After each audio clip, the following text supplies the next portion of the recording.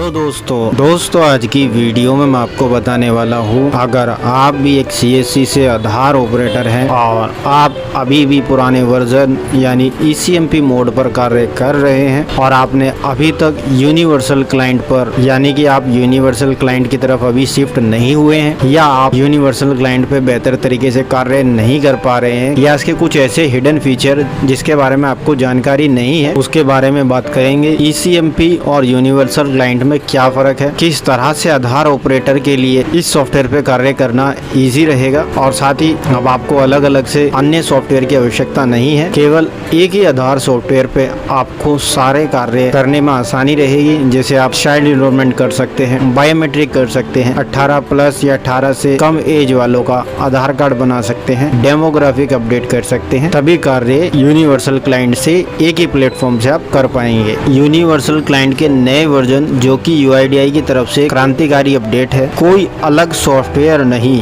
UC से ही सब कार्य आसानी से आप कर पाएंगे। ट्रेनिंग सेक्शन में जानेंगे इसके फायदे, पारदर्शिता, स्पीड, सिक्योरिटी, ऑपरेटर के लिए कैसे फायदेमंद, पेनल्टी अवॉइड करने के तरीके। अधिक डिटेल्स के लिए पूरा वीडियो एंड तक देखें, तभी आपको इसके बारे में जानकारी हो पाएगी और आप बेहतर तरीके से कार्य को कर पाएंगे। जैसे कि दोस्तों आप देख सकते हैं यहाँ पे लिखा है यूनिवर्सल क्लाइंट, शॉर्ट में जिसको UC भी कहते हैं, design by UIDAI to streamline and enhance the residents experience by unifying all Aadhaar related service under a single platform। Universal client को इसलिए डिजाइन किया गया है ताकि आधार से जुड़ी सभी सेवाओं को एक ही प्लेटफॉर्म पर लाया जाए। इससे निवासियों का अनुभव आसान और बेहतर बनेगा। मतलब अब आधार एनरोलमेंट अपडेट और दूसरी सेवाएं एक जगह से ही हो सकेगी, बिना अलग अलग जगह घूमने की जरूरत नहीं है। आधार ऑपरेटर के लिए इजी हो गया। अब ECMP सॉफ्टवेयर पहले अलग था और यूनिवर्सल क्लाइंट अलग था, अब दोनों को एक ही कर दिया है। सारी चीजें आधार ऑपरेटर एक ही प्लेटफॉर्म से कर पाएगा। पहला पॉइंट यहाँ पे है सिंप्लीफाई प्रोसेस, यानी कि प्रक्रियाओं को सरल बनाना। मतलब आधार बनाने या अपडेट करने की प्रक्रिया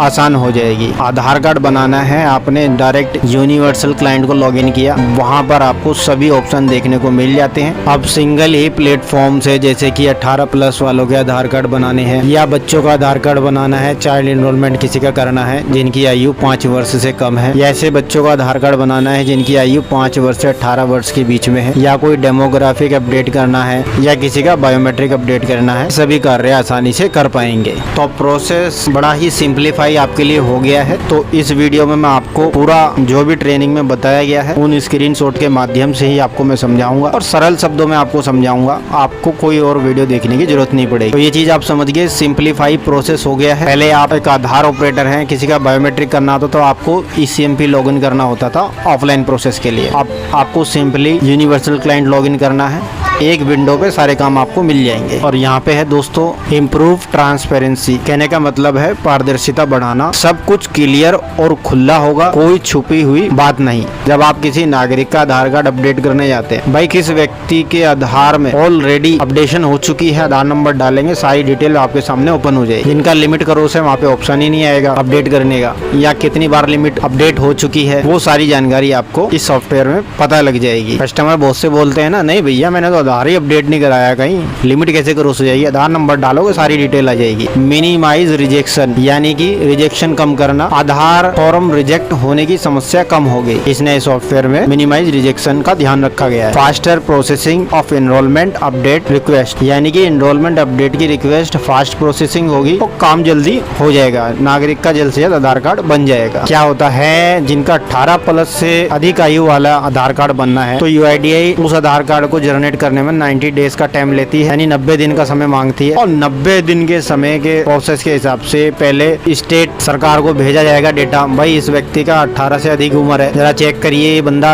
यहाँ का निवासी है नहीं है, जेन्युइन है नहीं है, स्टेट सरकार से अप्रूवल आ जाएगा, उसके बाद आपका आधार कार्ड बन जाता है। तो इसीलिए 90 दिन का वहाँ पे समय लगता है। बाकी 5 वर्ष से कम आयु के बच्चों का तो आपको पता है जल्द से जल्द बन जाता हो, 18 प्लस वालों में समय लग रहा है। और यहाँ पे ensuring robust security of residents personally personally identifiable information ELL, यानी कि आधार में दी गई पर्सनल जानकारी जैसे नाम, पता, फिंगरप्रिंट आदि सिक्योरिटी बहुत मजबूत होगा, कोई लीक नहीं होगा। पहले क्या है, सॉफ्टवेयर ऑफलाइन चलता था, अब सॉफ्टवेयर ऑनलाइन चलेगा, hand to hand data upload होगा, तो इसलिए प्रोसेसिंग फास्ट भी हो गया और सिक्योरिटी भी इस सॉफ्टवेयर की हाई है। यानी कि नागरिक की पर्सनल डिटेल जैसे कि नाम, पता, बायोमेट्रिक सुरक्षित रहेगी, कोई हैकिंग का डर नहीं है। ये सॉफ्टवेयर इतना सिक्योर है, यहाँ पर ये बताया जा रहा है। यहाँ पे लिखा है दोस्तों, चैलेंजेस विद ECMP क्लाइंट, यानी कि आधार ऑपरेटर जब ECMP सॉफ्टवेयर पे काम कर रहे थे तो क्या क्या उनको परेशानियां या क्या क्या चैलेंज उनको देखने को मिलते थे। पहली जो उनको चुनौती थी, नो रियल टाइम चेक, यानी कि ऑपरेटर बिना तुरंत वैलिडेशन के आगे बढ़ जाते थे, जिससे गलतियां और फ्रॉड,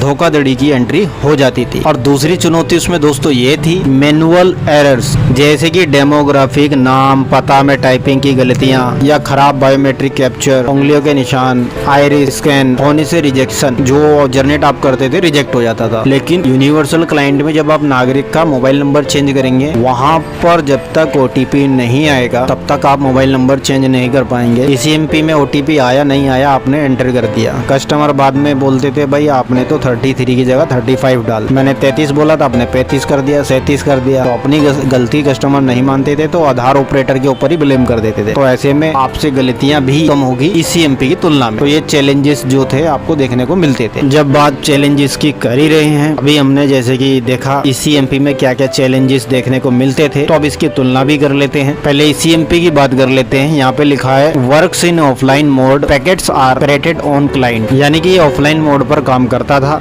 और जो पैकेट्स बनाए जाते थे वह क्लाइंट पर बनाए जाते थे। No validation of email and mobile number, यानी ECMP में किसी नागरिक का मोबाइल और ईमेल का वैलिडेशन नहीं कर पाते थे। अभी तो क्या है, OTP आता है, वेरीफाई होता है, उसके बाद ही प्रोसेस आगे कंटिन्यू होता है। और कस्टमर बोल भी नहीं सकते कि भैया आपने गलत मेरा मोबाइल नंबर डाल दिया, अरे भाई OTP दिया है तभी तो हमने इसको वैलिडेट किया है। तो ECMP में वैलिडेशन का ऑप्शन नहीं था। No integration with civil registration system, civil registration system क्या है, CRS क्या, मैं आपको बता देता हूँ। इसका मतलब है कि पुराने ECMP सिस्टम में नागरिकों की जानकारी जैसे जन्म, मृत्यु या registration data civil registration system से ऑटोमेटिक तरीके से जोड़ा या लिया नहीं जा सकता था। CRS एक सरकारी सिस्टम है जो जन्म प्रमाण पत्र या मृत्यु प्रमाण पत्र और अन्य आधिकारिक रिकॉर्ड्स को रखता है, तो ये सुविधा ECMP में नहीं थी। No secure verification of supporting document, अब इसमें ऐसा फीचर आ गया है यूनिवर्सल क्लाइंट में। पहले तो आप डॉक्यूमेंट को अपलोड कर देते थे, अब वो डॉक्यूमेंट फर्जी है, एडिट वाला है, कैसे वैलिडेट होगा, कैसे वेरिफिकेशन होगा। लेकिन यूनिवर्सल में हैंड टू हैंड ये चीज वेरीफाई हो जाएगी। No separate logging for residence foreigner enrolment, यानी कि दोस्तों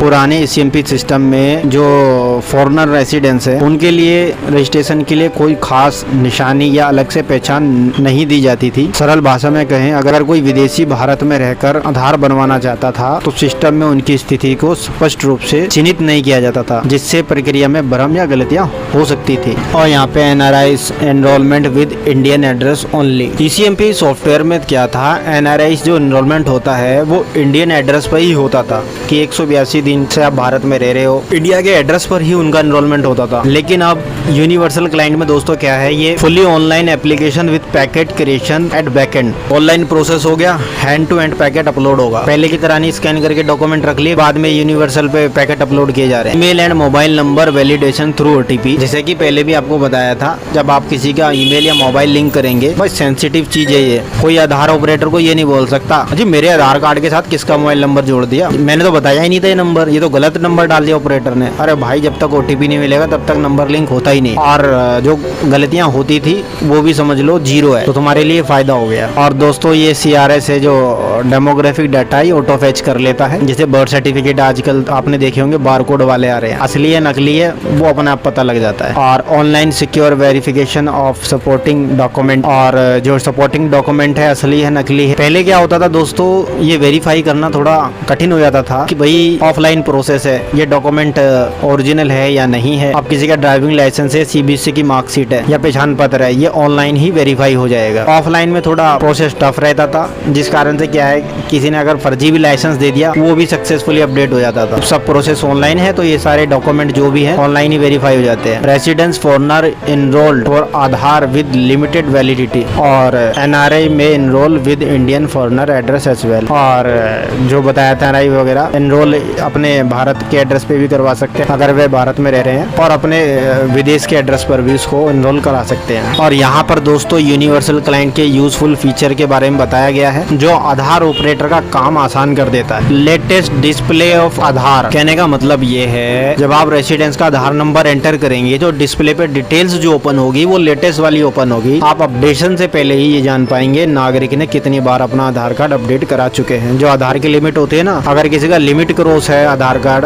तो आधार नंबर एंटर करेंगे आपको पता लग जाएगा इन्होंने एक बार आधार अपडेट करा रखा है, 2 बार करा रखा है, नाम की लिमिट कितनी बची है। तो जो भी डिटेल्स ओपन होगी लेटेस्ट वाली आपके सामने ओपन होगी। लिमिट्स आधार, जैसे कि मैंने बताया आधार की लिमिट वगैरह आप वेरीफाई करेंगे। पहले कैसे आप लिमिट वेरीफाई करते थे, आपके पास ऑप्शन नहीं था, करना भी होता था आधार की वेबसाइट पे जाके आधार नंबर डाल के OTP लेके तब आप लिमिट वेरीफाई करते थे। लेकिन यहाँ पर कोई OTP की जरूरत नहीं है, आधार नंबर डालेंगे लिमिट ओपन हो गई आपके सामने। Status of Aadhaar, Aadhaar number डालेंगे, डीएक्टिवेट आधार है तो डिटेल्स ओपन नहीं होगी तो आप आधार का स्टेटस भी चेक कर पाएंगे। डॉक्यूमेंट प्रीव्यू, जब आप डॉक्यूमेंट क्या लगाया है, कोई गलत डॉक्यूमेंट स्कैन तो नहीं हो गया। पहले क्या आधार ऑपरेटर भाई भीड़ है सेंटर पे, जल्दी जल्दी में आधार अपडेट कर रहे हैं। उदाहरण से समझिए कोई MLA वाला ही लेटर स्कैन कर रहे हैं, करना था वहाँ से स्कैन जहाँ से लिखा हुआ है डिटेल्स वगैरह सब, गलती से बैक साइड से स्कैन कर दिया व्हाइट पेज। अब व्हाइट पेज जब स्कैन कर दिया तो आप जब प्रीव्यू पे क्लिक करेंगे तो वो डिटेल वहाँ पर आपको दिख जाएगी कि भाई गलती से ब्लैंक पेज अपलोड हो गया और उसको आप ठीक कर पाएंगे। और पेनल्टी जो वगैरह पहले आधार ऑपरेटर पे लग जाती थी तो आप उस पेनल्टी से ही बच पाएंगे। और डॉक्यूमेंट प्रीव्यू जब आप देख पाएंगे कि भैया मैंने इस ऑप्शन को सिलेक्ट किया था, यहाँ तो मैंने पैन कार्ड के लिए अपलोड डॉक्यूमेंट किए थे, अब ये दूसरे डॉक्यूमेंट कैसे लग गए, कभी कभी गलत भी स्कैन हो जाते हैं, तो उस गलती को आप सुधार कर पाएंगे। मोबाइल ईमेल वैलिडेशन, जैसे कि मैंने आपको पहले ही बता चुका हूँ, ईमेल और मोबाइल का वैलिडेशन होगा, उसके बाद आप प्रोसेस को आगे कंटिन्यू कर पाएंगे। OTP डालेंगे तभी वैलिडेशन हो पाएगा। कुछ ऐसे कस्टमर है भैया मोबाइल तो मेरे पास है नहीं, अरे भाई फ्रॉड काम कराने आए हो क्या, आपके पास आपका पर्सनल मोबाइल नहीं है, पर्सनल ईमेल नहीं है जो आप अपने आधार के साथ लिंक करा रहे हो। जो जेन्युइन कस्टमर होगा उसके पास अपना पर्सनल मोबाइल भी होगा, ईमेल भी होगा। पहले क्या होता था, कोई व्यक्ति नंबर लिंक कराने आया है किसी के आधार कार्ड में, भाई वो हो सकता है मिसयूज करना चाहता है उसका, उसके आधार कार्ड पे अकाउंट ओपन कराना चाहता है, तो वो नंबर आप क्यों लिंक करेंगे जो कस्टमर के पास नहीं है। अब OTP आएगा, जो जेन्युइन कस्टमर है OTP बताएंगे, क्योंकि मोबाइल ऐसा हो ही नहीं सकता जो बंदा नंबर लिंक कराने आ रहा है उसके पास मोबाइल ही नहीं है। या अपने परिवार का किसी का मोबाइल नंबर देंगे या किसी का मोबाइल नंबर देंगे सदस्य का, OTP जाएगा, OTP वैलिडेट करेंगे और ना ही आप पे कोई ब्लेम आएगा कि भाई आपने तो मोबाइल नंबर गलत डाल दिया। ईमेल आईडी तुम्हें पता है कितनी कितनी लंबी नागरिक ईमेल आईडी बना लेते हैं, बाद में बोलते हैं मैंने तो A बोला था आपने टाइपिंग में F कर दिया, तो ईमेल भी गलत होने का चांस ही नहीं है। यहाँ पे validation at client side, operator residence biometric are validate at the front end, और वैल्यू एडिट सर्विस ये तो भाई अभी डिसेबल है, इनेबल नहीं है, इस बारे में ये बात कर रहे हैं। ये वाली सर्विसेज जो इस तरह से हाईलाइट नहीं है ये डिसेबल है, तो मुझे नहीं लगता ये वैल्यू एडिट सर्विस अभी आधार ऑपरेटर के लिए इसका उपयोग है या ऑपरेटर के लिए फायदेमंद रहेगी। ये तो भविष्य के ऊपर निर्भर है, इन सर्विस को इनेबल किया जाएगा या नहीं किया जाएगा। भाई बता तो यहाँ पे रखा है वैल्यू एडिट सर्विस में डॉक्यूमेंट अपडेट, फाइंड आधार, PVC आधार, चलो ये तो देखेंगे आगे फिर कभी। नोटिफिकेशन, कोई नोटिफिकेशन वगैरह अगर आपको दिया जाना है UIDAI टीम के द्वारा तो आपके सॉफ्टवेयर पे नोटिफिकेशन भी आ जाया करेगा। यहाँ पे दिखाया गया है दोस्तों बेनिफिट्स टू ऑपरेटर, यानी ऑपरेटर का क्या क्या फायदा हो सकता है इस सॉफ्टवेयर में काम करके। लेस रिजेक्शन, सारा प्रोसेस ऑनलाइन हो गया है वैलिडेशन के थ्रू। डेमोग्राफिक का काम है चाहे डॉक्यूमेंट अपडेट का है, अपडेट करते हैं वैलिडेशन के थ्रू होगा तो गलती होने का चांस ही बहुत कम होगा, तो रिजेक्शन भी बहुत कम आएगा। टाइम सेविंग, हाँ ये तो मैं कह सकता हूँ टाइम सेविंग वाली बात, क्योंकि जब ECMP पे आप किसी नागरिक का आधार अपडेट करते थे, मान लो कोई ओल्ड एज कस्टमर आपके पास आए, आपने उनका फिंगरप्रिंट लगवाया, ECMP सॉफ्टवेयर पे 2 बार फिंगरप्रिंट रेसिडेंस का लेने की आवश्यकता होती थी। एक बार आधार ऑपरेटर लगाता था, फिर रेसिडेंस अपना फिंगर लगाते थे, फिर दूसरी बार फिर फिंगर लगाने की आवश्यकता होती थी, फिर तीसरी बार आधार ऑपरेटर अपना फाइनल कंसेंट देते थे। लेकिन यूनिवर्सल क्लाइंट पे केवल एक ही बार फिंगर लगाना है रेसिडेंस को, सिर्फ एक बार। टाइम सेविंग भी हो गया, जब पहले फिंगर में ही ये वेरीफाई हो गया है ये वही व्यक्ति है जिनका आधार अपडेट कर रहे हैं, तो डबल बार ला के क्यों टाइम खराब करना था, तो उस ऑप्शन को हटा दिया केवल, क्योंकि सिंगल फिंगरप्रिंट पे ही काम हो जा रहा है। जो काम डबल फिंगर पे हो रहा था सिंगल टाइम में ही हो रहा है, एक बार ही रेसिडेंट ने फिंगरप्रिंट दिया, चलो भाई प्रोसेस आगे जल्द से जल्द बढ़ जाएगा। फास्टर प्रोसेसिंग, फास्टर प्रोसेसिंग क्या, जब भाई सारी चीजें ऑनलाइन प्रोसेस से हो रही है, ऑफलाइन वाला उसमें कोई सिस्टम ही नहीं है। ECMP में पहले पैकेट जनरेट करो फिर अपलोड करो, इसमें सारा कुछ ही रियल टाइम पे हो रहा है, ऑनलाइन प्रोसेस हो रहा है, तो फास्ट प्रोसेसिंग अपने आप हो जाएगी। Role based access and GPS ये तो कोई नहीं है, मतलब ये कह रहे हैं कि भाई जो ऑथराइज ऑपरेटर है वही काम करें और जहाँ के लिए आपका ये सेंटर अप्रूव है। जीपीएस तो हम आधार ऑपरेटर शुरू से ही वन टाइम के लिए 24 घंटे में एक बारी वो तो एक्टिवेट करना ही होता है जीपीएस। जब तक जीपीएस एक्टिवेट नहीं होगा तब तक मशीन सिंक नहीं होगी। तो दोस्तों जैसे कि आज की वीडियो में आपने देखा है यूनिवर्सल क्लाइंट में किस तरह से आपको काम करना है और इसके क्या फीचर आधार ऑपरेटर के लिए अच्छे हो सकते हैं। और अगर आप अभी भी ईसीएमपी मोड पर कार्य कर रहे हैं और यूआईडीएआई टीम ने भी कहा हुआ है धीरे धीरे आपको यूनिवर्सल क्लाइंट की तरफ शिफ्ट हो जाना है। अगर आप भी अभी तक ईसीएमपी में कार्य कर रहे हैं आप यूनिवर्सल क्लाइंट पे कार्य कर सकते हैं। यूनिवर्सल क्लाइंट पे कार्य करना बहुत ही ईजी है, टाइम सेविंग है, फास्टर सर्विस है, डॉक्यूमेंट रिजेक्शन बहुत कम होने के चांस है और गलतियां भी इसमें जैसे कस्टमर पहले बोल देते थे कि जी आपने टाइपिंग में गलती कर दी, ऑपरेटर के ऊपर ही ब्लेम कर देते थे, चाहे खुद पहले 33 का 35 बोल दे, कस्टमर का अपनी गलतियां मान रहे हैं। तो ये सारी चीजें आपके पर्पज से आपके लिए फायदेमंद रहेगी। मैं उम्मीद करता हूं दोस्तों आज की वीडियो में जो जानकारी दी गई है आपके लिए उपयोगी रही होगी।